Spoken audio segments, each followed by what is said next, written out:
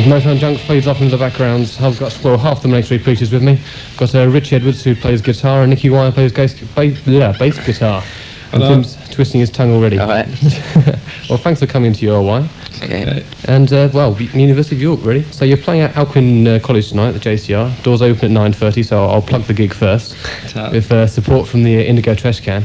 Why have the Manic Street Preachers risen to such media prominence recently? I mean, you've been on the front page of NME, in Vox, The Face, you name it, you've been in it. Just the last rock and roll band. Nobody else around doing what we wanted to do. Uh-huh. Yeah, just look like the sexiest band around. It's not hype or anything, it's just we got big mouths. Big mouths, good looks and good songs. We're the first political band of the 90s. Do you agree with all the Clash comparisons that I've made? I mean, The Face, I've got a quote from The Face here. It says, now the Clash have topped the charts. Even the idea of the Manic Street Preachers, Heavenly's Bright New Hopes, doesn't seem so strange. No, we just following just tradition of the Who, Stones, Pistols, Clash, but we just reflect more sentiments like Public Enemy. It's easy to pin a Clash tag on us because most people who are in the media business are over 30. Just like the rest of this country, just run by, decadent old fools, really. You wouldn't say that a certain jeans advert was an attribution to your media coverage? No. The only influence of Clash had on us really is the lyrics off the first album. Mm-hmm. Musically, we never liked them that much, and they're a really ugly band anyway. So. And they just descended into just greyness and dogma so fast. That's the worst thing I think any band can ever do. So would you associate yourselves more with Carter, the Unstoppable Sex Machine, Public Enemy, or even Zig Zig Sputnik? Carter just used irony and satire, which I just think is the weakest form you can ever use the lyrics for. It's just childish and petulant. No, we just feel a lot more affinity towards what Public Enemy say. Yeah. Because is it true that you're going to work with Public Enemy's producer, Hank Shockley? Yeah, we're going to the New York seminar in July, and the week before we're going to record the next but one single with them. All right. Yeah, our man's over in New York right now. Just speaking to him.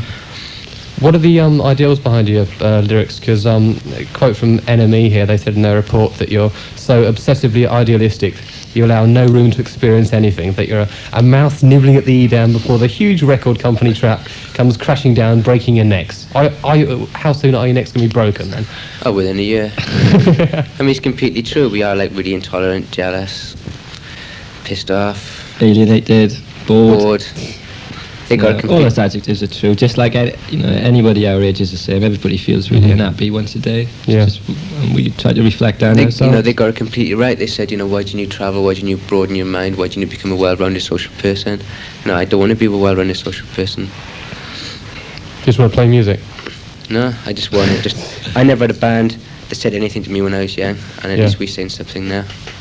Because you're on the Heavenly label at the moment with Flowered Up and Saint Etienne, but there are rumours that you're moving to a major record label. Are they true? Within about 2 days' time. Yeah. Who's that going to be? Sony. All right. Biggest deal I've had signed for the last 12 years. Same as the Clash. Oh dear. You're well known for enjoying yourselves on tour. What gives you the most pleasure? Just again. The York females better look out, are they? No, just kids enjoying us, Like in Ireland, people hitchhiked 50 miles to see us, and they had one record in their own village, and that's just as important. Yeah. We just realised that sex and love is just a completely useless invented commodity, so anybody wants to fuck us, they can. We did total prostitutes. If anybody wants to use us, we will in. Any boy, any girl, anytime. Fair enough. It's the truth. We fuck each other, so...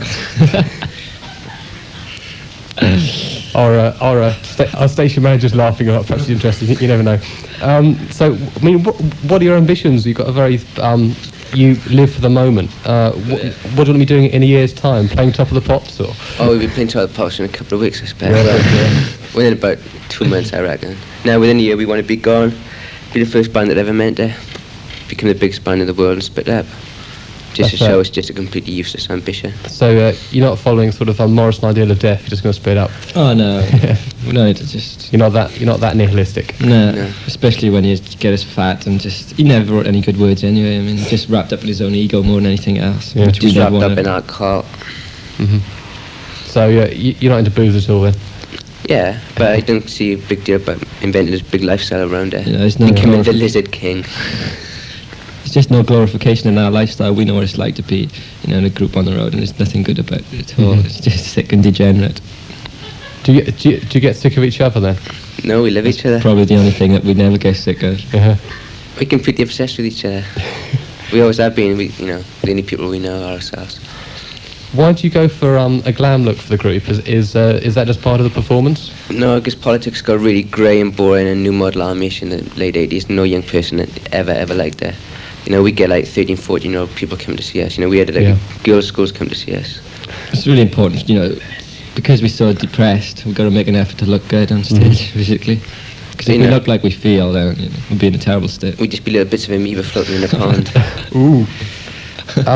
We've got a competition coming for a minute. We've got two signs. One side is 7-inch radio edits, no less, of the Manic Street Preachers' present release, which is You Love Us, which went in at number 56 in some independent charts this week. Yeah. Well, the national chart. National chart. National chart, yeah. So you've got good things expected of that. Before we said the competition, wasn't there a problem with the artwork, copyright for the record's cover? Because you got samples of various posters in there. Yeah, everything is completely stolen. It might have to be withdrawn next week, actually, the single, so people should go and buy it as quick as they can. Yeah. I mean, people have made a big mistake that we put those people on there because they are heroes. We put them more on there out of pity that we were just forced to turn back to other images. We had nothing when we were young. Right. Because there are many faces that are on that record sleeve, all well known. Who are your idols? I just got a lot of respect for people like Bob Marley and Malcolm X. Karl Marx, Robert Johnson, Marilyn Monroe. Yeah, because Marilyn Monroe takes up the entire back cover. Yeah. She overdosed on life. Yeah. And no one's been as good since. That's what we're trying to say. We're the biggest cliche. We want to sum up the whole rock and roll culture from when it started until now. That's why this country's in such a state, because you're always forced to look back in the past. It's always going to be more glossy than your empty life. No one can ever fuck as good as Marilyn. The video of the present release is supposed to be really good. Are there any particular features to it that make it stand out apart from the usual? It just looks me dressed up as a woman is a bit. It's just us looking sexy and pissed off. So the usual. Oh, you can see it all live tonight in Alpin. A competition question. Let's see. We've got two signed 7 inches to give away. So it's the first person to ring in on 3841 with the correct answer to the question, and there'll be a third one being given away on my Wednesday night show, Whistling in the Dark, 8:30 to 9:30. If you're unlucky this time. If not, go out and buy it before it's taken out of the shops because of the copyright. So would you like to set a question for that? Yeah. How many people are in a band? Simple as that. How many people make up the Manic Street Preachers? Before we finish, how did you get the name? I was saying I thought of it. He's just a mad bastard. That's James. James Dean Bradfield. Dean. Another idol there. Yeah, his dad is heavily into it. James Dean. Well, many thanks for coming along. We'll play out with one of those 7-inch radio edits of You Love Us. That's the opening anthem to your gig, isn't it? Yeah. Okay, well, thanks to half of the Manic Street Preachers. Thanks to Howard Records for hijacking his show, for coming there. And we'll finish with You Love Us. Right, thanks a lot. Thanks a lot. See you later, girls.